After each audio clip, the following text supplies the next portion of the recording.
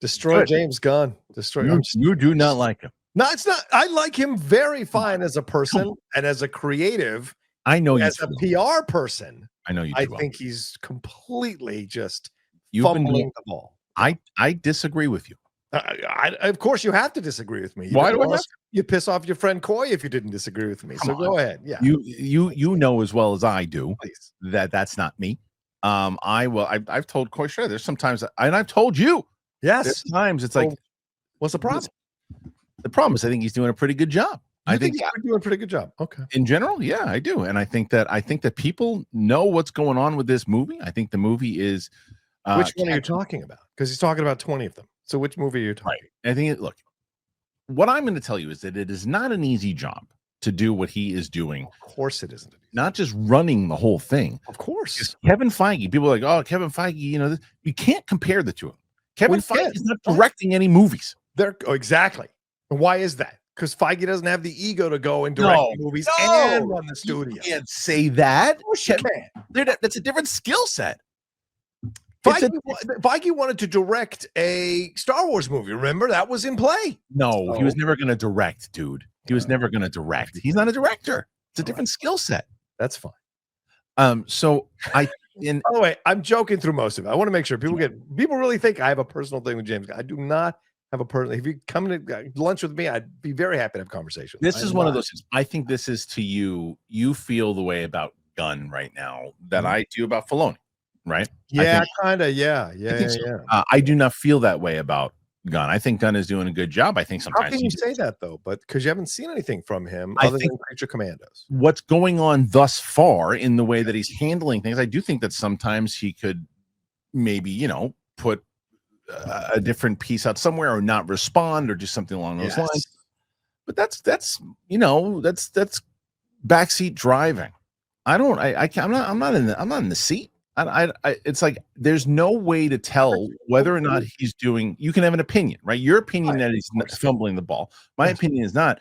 We won't really be able to justify either one of our opinions until 2 weeks from now when this movie comes out, and maybe not even then.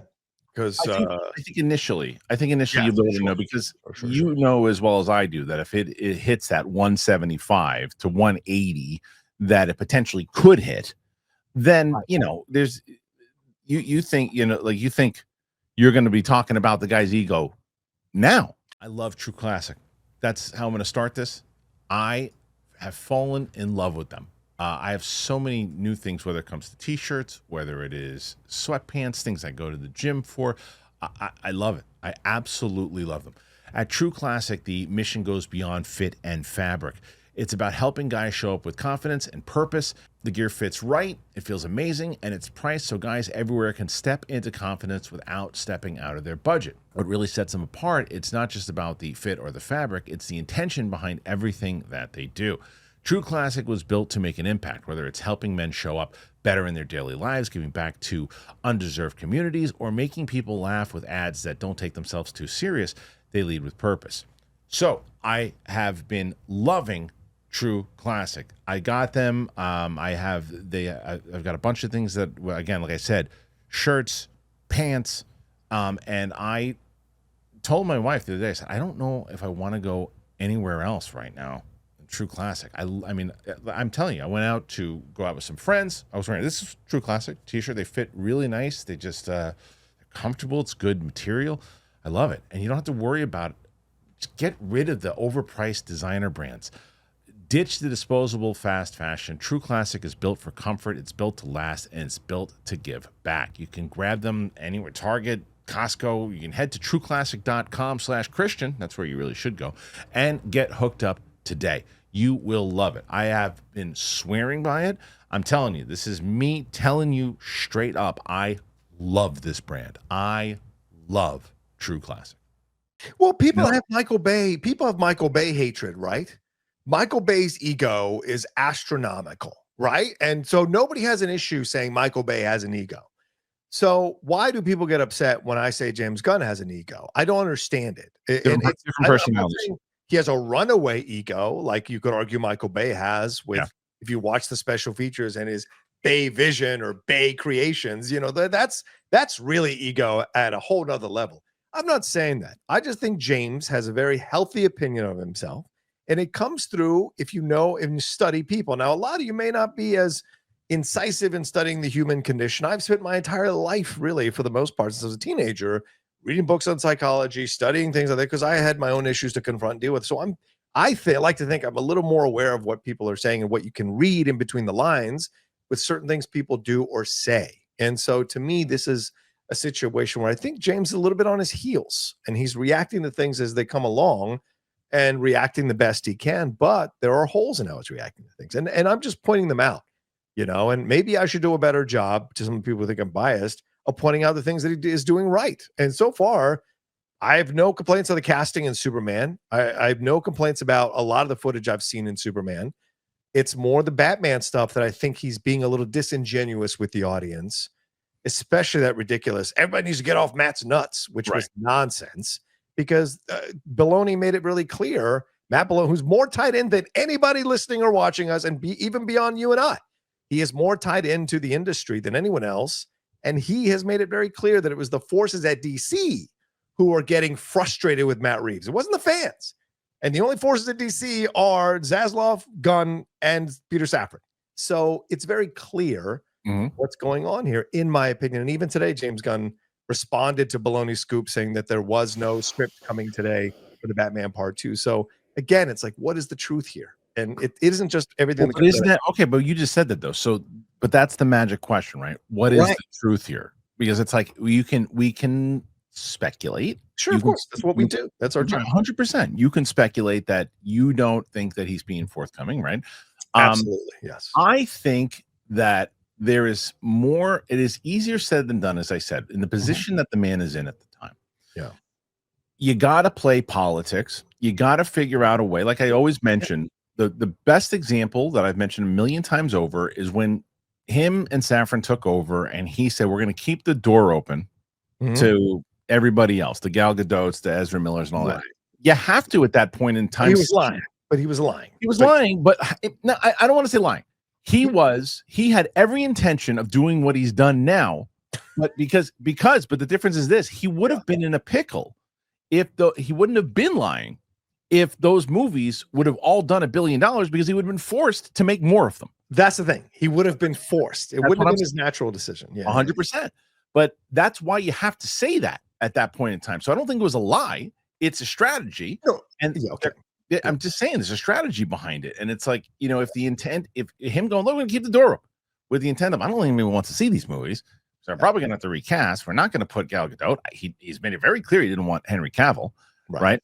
So, and he wanted to put on a whole fresh face. So at one aspect, as the studio guy, he's going to go, well, I hope they make money because, you know, we'll get a little bit more and won't be as much pressure on it. But the other hand, it's like, they're probably not going to perform very well. And that's going to be better for us because then we can do what we need to do. I think that's 100% what he was betting on. He was hoping that these films, no matter what he said publicly, never say that. Right. I think he was hoping they would fail so that he could put his vision in motion. And look, I got no problem with that. I think you know me, I love sports.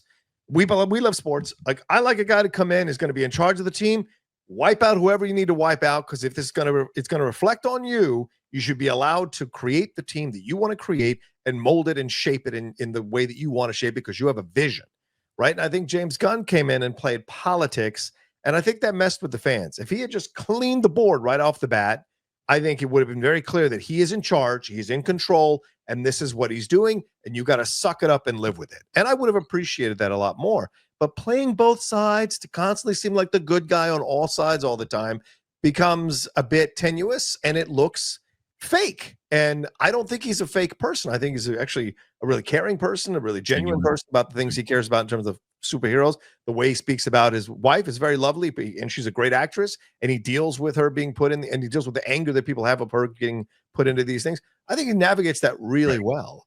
But there are moments where he plays convenient sides of things, and his brother too, by the way. You know. Yeah, I don't disagree with you on that, because you got to be careful sometimes when you do like that. I mentioned it. I know you were joking before, but like when you said, well, you won't call him out on it. And I was like, look, I did actually with the Superman, with the shot.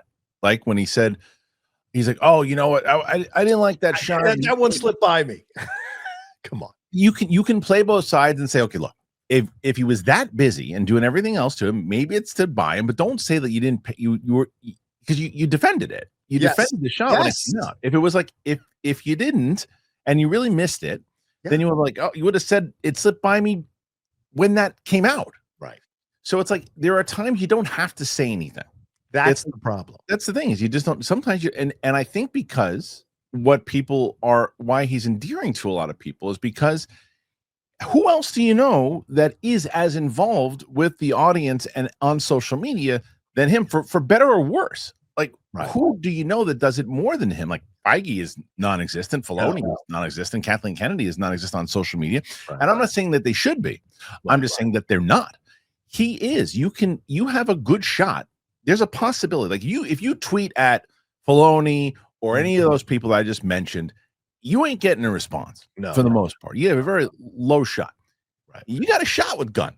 So, and for better or for worse. Right. And I still think, they just released that interview that he did on the DC show with Coy and the rest. And I think Warner Brothers, this isn't anything else that James Gunn is in control, but that's where he should be releasing this information, on that channel, not just that show, on that channel. Like, let that channel be a clip ouch channel and everything else too. It needs to be. Stop breaking it on threads and everything else too, and responding to someone who asks you a question about Booster Gold, and then you give information and all these sites pick it up. Break it on your damn channel and beef that channel up and get more people looking at that YouTube channel. Not just the show. That's not for him, because that isn't about his ego. He wants to be the one who, and again, guys, it's okay to have an ego in life, but you have to also recognize when it's a little bit like obvious. And so the thing with that is that he wants to release the things on his social media. He's got a big platform. He wants to be the person that they focus on when this stuff comes out. If he puts it out on the DC show, he is elevating the status of those people who are hosting the show. Right. I'm not talking about the show, though. I'm talking about the channel. The channel has like 2.5 million subscribers. Got millions and millions of subscribers. That's fine. But it's like, but they're not bigger than him. And so in his mind, rather, clip it out. Put that clip on your social media. Look, I'm not disagreeing with you. I'm just trying to explain what I think is his mindset. Right. And again, I've never met the man, never sat down and broke bread with him. But this is what I sense from his healthy opinion of himself, is that he's going to decide, because he picks and chooses which social media questions to answer and how to answer them, and he curates them perfectly so that he can, well, not perfectly, but he curates them mostly, uses it for free PR. He doesn't have to worry about a PR person that he could deal with. He can say, oh, you know what, I feel like releasing some information about Clayface, this person asked, I'll go ahead and do it. Or Phosphorus, how long has Batman been around? Does that make sense? The 15 years, whatever. Yeah, exactly. So it's very interesting. Not necessarily on the docket, but I like conversations like this. I like to talk about these things, and I'm curious, what do you think of the job so far that James Gunn is doing? How do you feel that he's handling the DC stuff? And will we say, right guy for the job once Superman hits theaters? What say you? Put your thoughts in there. Let us know.